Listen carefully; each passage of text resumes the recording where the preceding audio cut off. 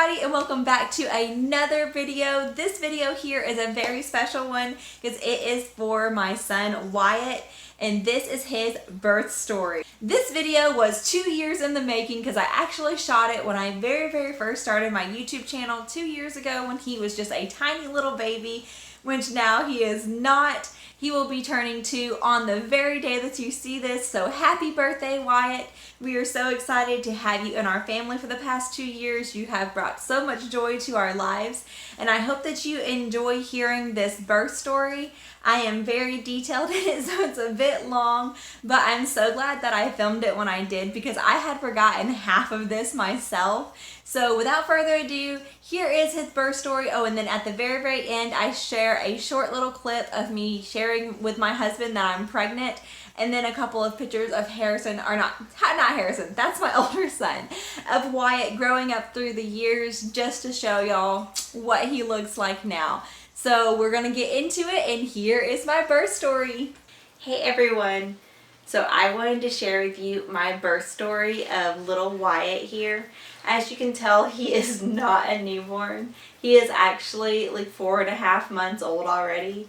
But I did not have my YouTube channel when I first had him. And I really wish I would have started it earlier where I could have had all the updates and everything during my pregnancy with him. And I would have loved to have like footage of the birth and all of that. But we just weren't doing the YouTube channel then. It was still just a dream of mine, so I wanted to do it now before I forgot all those details where I could show y'all my beautiful little baby son and tell you what his birth was like. So let me give you a little bit of background on his actual pregnancy first, or my pregnancy with him. So when I'm pregnant, for some reason I have a lot of blood pressure issues, and my blood pressure gets extremely low and my heart rate gets really high, and I pass out a lot during my pregnancies. With my first pregnancy with my son, it wasn't horrible, but this time it was a whole lot worse, and I had to be really careful about what I did. And so I was actually, when we very first got pregnant with him, I started spotting really early on and was put on bed rest for, I think it was until I was like 13 weeks long. And so I was on bed rest for like 6 weeks at that point. Got taken off of bed rest and just was told, you know, take it easy and all of that. I had to wear a heart monitor for a month. It was really annoying, but it was all worth it to make sure that he was okay. And then close to the end of my pregnancy with him, I started having a lot of issues with the blood pressure. Again, you know, the bigger that my stomach got, the more all my organs were squished and everything. So I actually was put on bed rest at, I think, like 24 weeks. And it was modified bed rest. It wasn't like, you know, stay in bed all the time, never move or anything like that. And I had his older brother, which was almost, he was already 2 at that time. So 2-year-olds are really active. They're always getting into stuff. So it was really hard to be on bed rest, but I did the best I could with it. So I was only on bed rest for like 12 weeks because I ended up having him early. So at like 33 weeks, I started having the false labor pains, and I actually went up to the hospital to make sure that nothing was going on, and they said that I was having contractions, but the contractions weren't doing anything. So they just monitored me for a few hours and then sent me home. And so over the next couple of weeks, like, that kept on happening. I think I went back to the hospital one more time for the false labor. And when I went in for my 34-week checkup, she told me, you know what, you're really starting to worry me. So if you're still having these, then you need to start coming in every week instead of waiting until 36 weeks to come in every single week. So at 35 weeks, they gave me the shots to mature his lungs because they were pretty sure I was going to end up going into labor. And I'm really glad I got those because at 36 weeks and 5 days, I went into labor. That day I had started having contractions, off and on. I was like, oh, these aren't going to do anything, because the last 2 times we had actually called my mother-in-law over and told her, this might be it. Come and get our older son where you can watch him, just in case. And then nothing came of it. So this time I told my husband, don't call her. Let's make sure this is really it. And I wasn't 100% positive that it was really go time or not. And so my husband was still at work when they first started. And so I just went on with my day, cleaning and everything. And I had actually taken myself off of bed rest the day before that, because they told me I could go off of bed rest at 37 weeks. I was getting the house clean because I knew that he was coming soon, and playing with my son. And he really wanted to go out and jump on his trampoline, because we had not been able to play outside or anything like that during my bed rest. And so I was like, you know what, sure, Mommy will jump on the trampoline with you. I jumped twice, and then I decided that was a really bad idea, because I could feel everything, shift up and then slam down on my cervix. So I was like, okay, Mommy's not going to be able to do that. So I just chased him in circles on the trampoline just for maybe 5 minutes. And I was like, my contractions are getting a little bit stronger. I think I should get off the trampoline. And that was probably at 6 or so. So my husband came home. I made dinner. All through dinner, I was having to stop and go breathe through my contraction, because they were, they weren't regular or anything at this point, but they were definitely coming on stronger. And he kept looking at me and being like, are you sure you don't want me to call my mom? And I kept telling him no, this isn't it. It's gonna go away. They're gonna stop. It's fine. So I was like, okay, so I'm going to go and, oh, bless you. So I told him, I'm going to go and take a bath, because if these are false contractions, then taking a bath and relaxing is going to make them go away. I went and did that, and it didn't help. I laid there in the actual bath, submerged in water. It didn't help. I let the hot water just run on my back, because with my first son, I did not have back labor at all. This time, it was it would start in the front of my stomach and then just slam around to my back. And oh, it hurt so bad. I would much rather have just stomach pains any day than have the back labor again. Well, God bless you. This is us. You both running. So I'm in the bathtub. They're not going away. They're not getting any further apart or anything like that. So at this point, I'm still in denial. They're going to go away. I just need to lay down. And so I just put a robe on and laid on the bed, and was just, breathing, being by myself, enjoying the quiet. And my husband put my son to sleep, and he came in there, and when he came in, I was like, oh, moaning through the contractions. So he was like, are you sure you're not in labor? And I was just like, no, I'm fine. So I didn't know at this time, but he went ahead and he texted his mom and told her, you need to come. I'm pretty sure Candace is in labor. I was trying, to stay quiet, not wake up my son or anything, and, just labor through it. Still wasn't convinced it was it. And I told him, I need to go to the bathroom. I'm going to get up and go to the bathroom. So I stand up, and when I stand up, it felt like I peed myself. And so I told him, I either peed myself or something just happened. And he was like, what do you mean? And I was like, well, I don't know if that was pee or not. Let me go check. So I go to the bathroom. I actually pee. And then when I got up, I'm still dripping.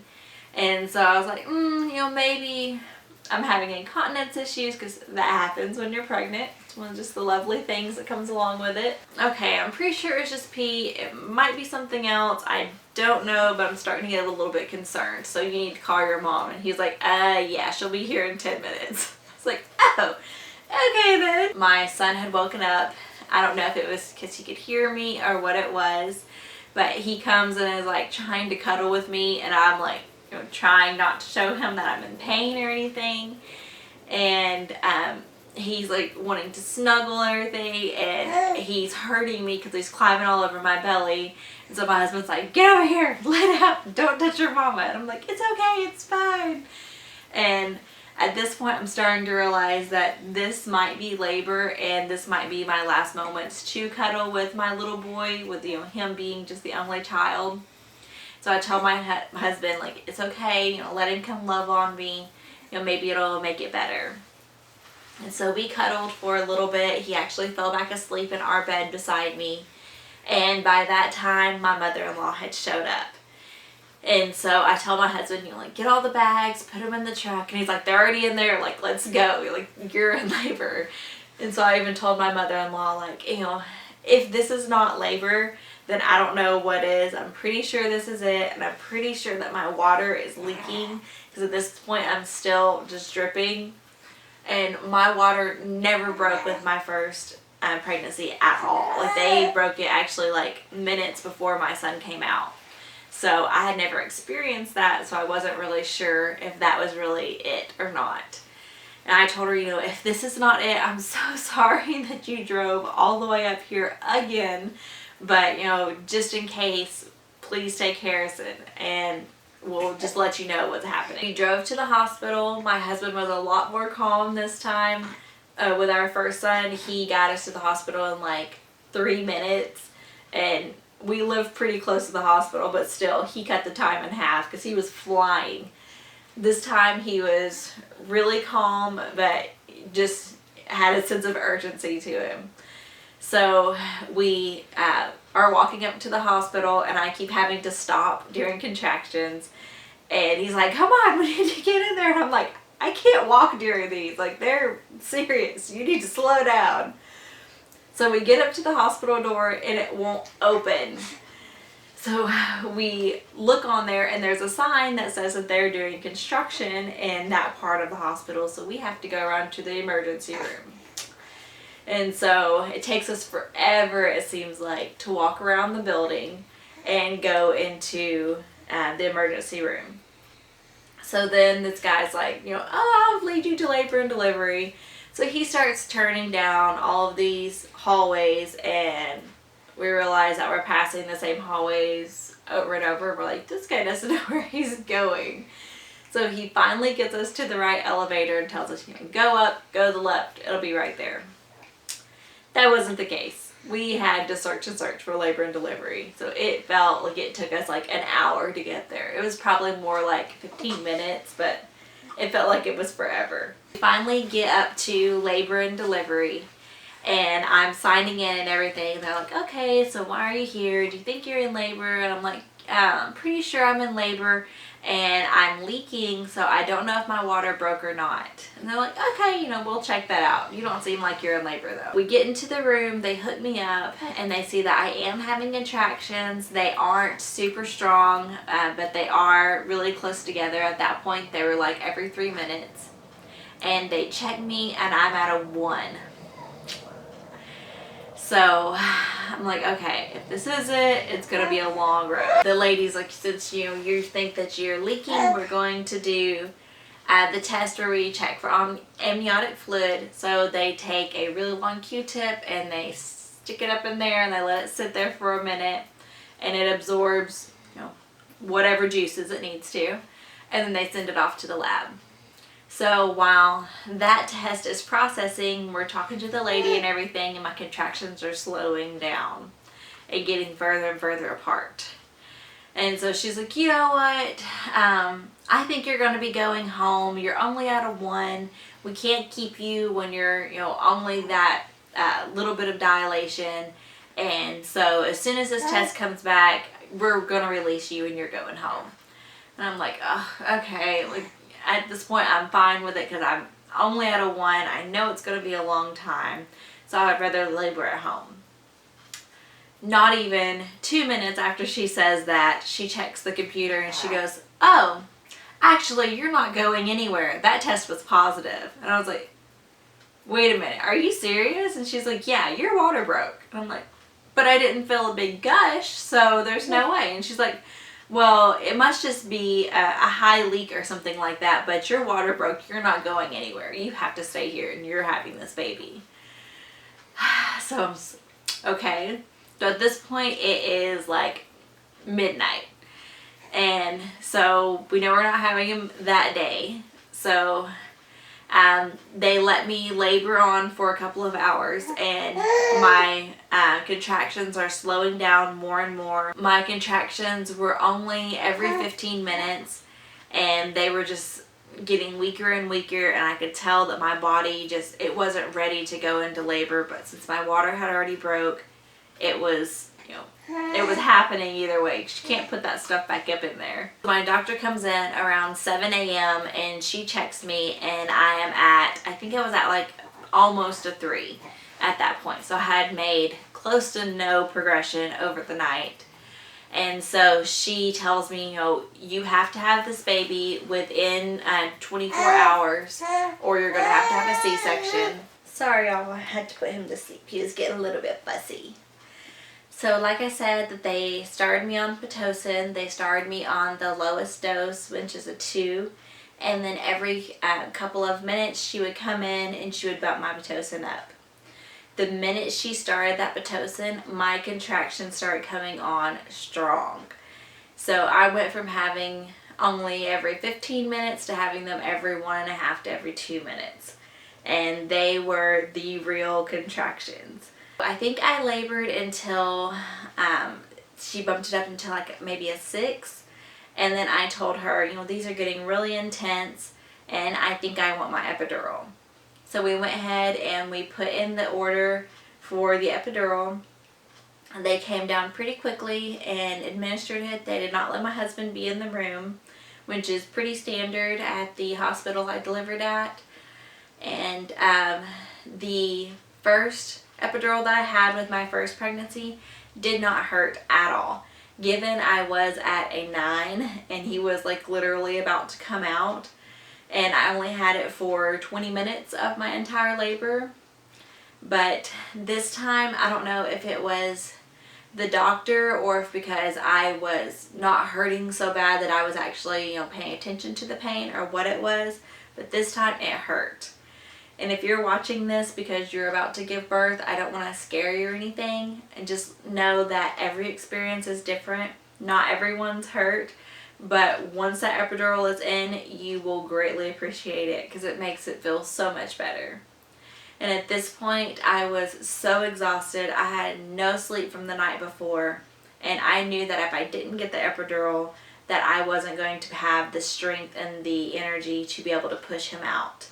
So they finally get the epidural in, and my husband comes back, and you know, he's like, "Are you okay and everything?" And I'm like, "Yeah, you know, I feel better, but it really hurt." And I told him, you know, I was moaning, and the nurse asked me, "Are you having a contraction?" And I told him, you know, "No, it's him that's hurting me. Like, it really hurts." And she's like, "Okay, well, just be still, and it'll be over in a minute," which it was, but still. So anyway, so we labored for a couple of more hours, and they checked me and told me that I was at a 6.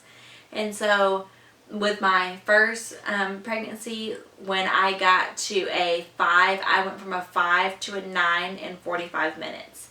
So when they told me I was at a 6, I was like, okay, you know, maybe I need to call my best friend and tell her to come up there, because she was going to be in the room with us while we had him, to be able to take pictures and everything, where we could just enjoy the moment.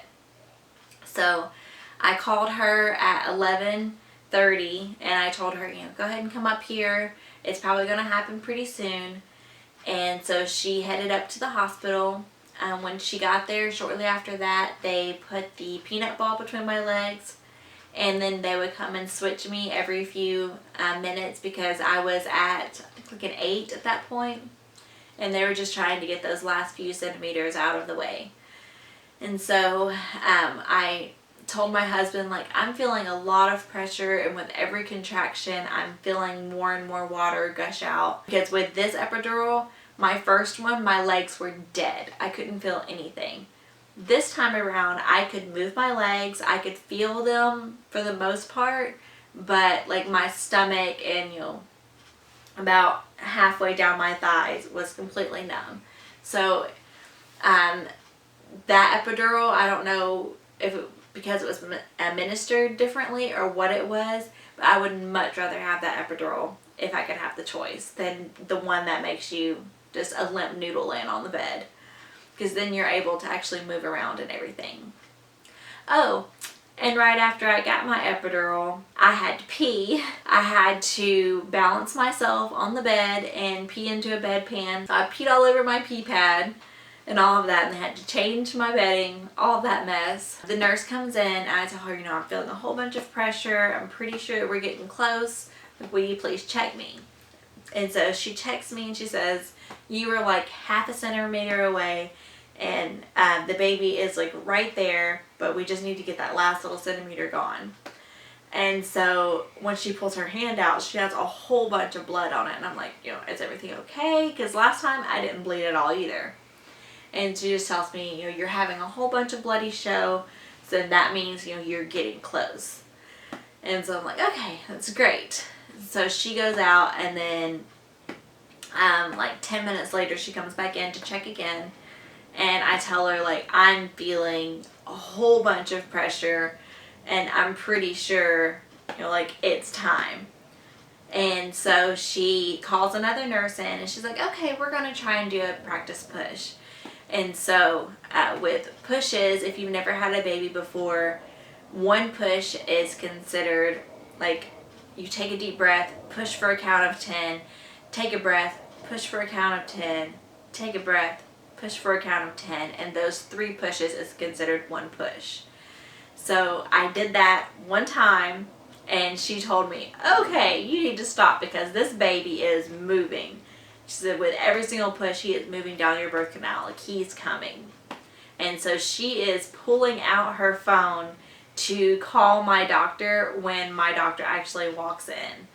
And another thing that they don't tell you about pregnancy is sometimes you poop yourself when you try to push. So during that practice push, I pooped, and my husband and my best friend didn't say anything about it. They just laughed it off and was like, no, it's okay. You're having a baby. It's fine. Still embarrassing though. So they're getting all of that cleaned up and everything. And she tells my doctor, you know, the baby's moving really good. And with the practice pushes, like, I'm pretty sure that we are ready to go. And so my doctor's like, okay, man, like, we'll take a look. I think it's still going to be a little bit of time. And so she checks me and she's like, oh, he's like right there. And so she quickly puts on her gloves, puts on her smock and everything, and gets ready to catch the baby. I pushed 2 more times and he slid right out. It was effortless. With my first one, it was a lot of drama right there at the end. I'll have to share his birth story at another time. This time, like, it felt like I could have sneezed him out. It just went so easily. And so, you know, he comes out, they put him up on my chest. I pulled down my gown where they could put him on my chest where I could have skin to skin.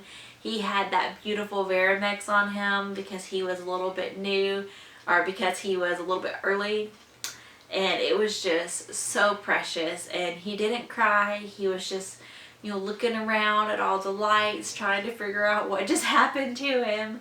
And I'm squalling, saying, oh my God, he's beautiful. He's beautiful. Which he is. He's just precious. And I look up at my husband and he's crying, of course, because he is such a wonderful man and so supportive. And so he's crying, and my best friend's trying to take as many pictures as she can while she's crying. And it was just a beautiful moment. And they, you know, let me hold him for a little bit, and they let my husband cut the cord, and his cord was so small. For some reason, I don't know why his cord was so skinny, but it was. Like with my first son, it looked like, you know, a typical umbilical cord. His was just really thin. And so my doctor told me, you're going to have to help me deliver the placenta because I'm afraid if I pull on the umbilical cord, it's going to detach. And so I pushed a little bit to get the placenta out and it came out really easily. It was no problem. And then my doctor sticks her whole hand up inside of me and is like sweeping around in my uterus to see if there's anything else left in there. And that felt so weird. It felt like an alien or something in there. I can't even describe how it felt. It was just very weird sensation. And so she said that, you know, everything is fine. I didn't tear at all, which was fantastic. And so they get me cleaned up, take the baby over and weigh him and everything, and tell me that he weighs 6 pounds 15 ounces and is 9 3/4 inches long, which is the exact same length as his brother, but 1 ounce less. But he just seemed so little. And so I was only at 36 weeks and 6 days. So if I would have gone full term with him almost being 7 pounds, he would have been like a 9-pound baby. He would have been huge. So I'm kind of glad that I didn't have to give birth to that. But he was perfectly healthy. They gave him, you know, all his little first little baby checkup and everything. They checked his sugar and told me that since he was considered a preemie, by 1 day that they were going to have to check his sugar I think it was like every 12 hours or something like that, to make sure that he was okay. And so they let us be alone with him, and my best friend snapped a couple of shots of us. I'll try to insert some pictures here of all of this. I'm not great at editing, so if you don't see any pictures at this point, that's why, but I will try my best. So she quickly got out of the room and let us just have our time to bond with our new little baby. And I messaged my mom a picture of him and told her, you know, that he's here, everything's great. And she's like, oh, can I come in and see him? And I was like, nope, you're gonna have to wait. And so we made them wait about an hour to come and meet him. Because with my first delivery, with my first son, I let my mom and my mother-in-law both be in the room.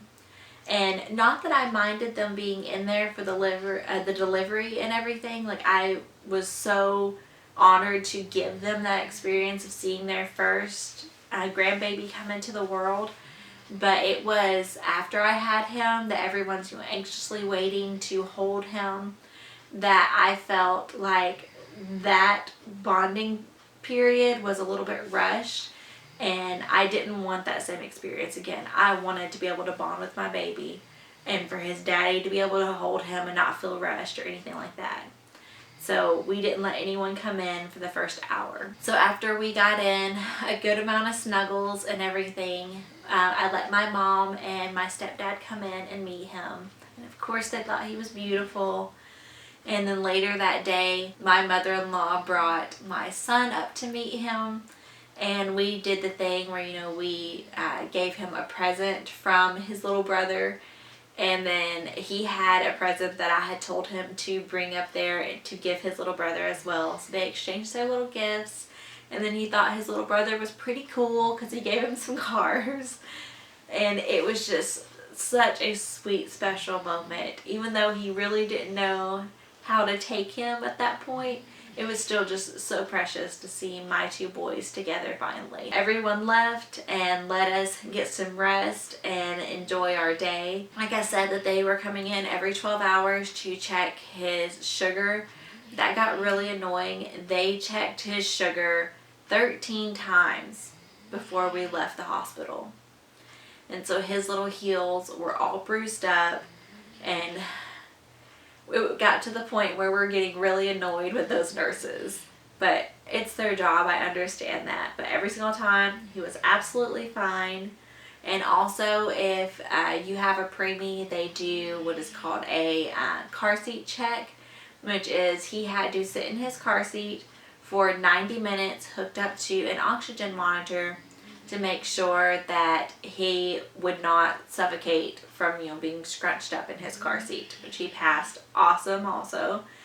And they told us that, you know, everything was fine with him and that we could take him home.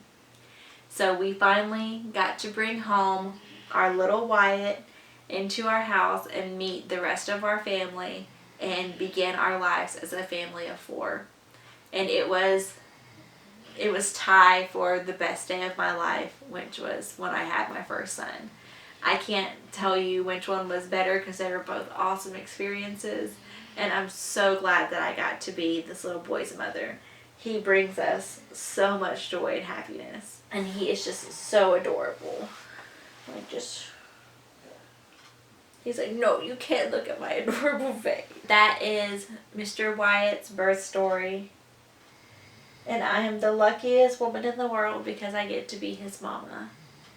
Can you grab that? You need to practice for your birthday. No, just open it up. What is this, buddy?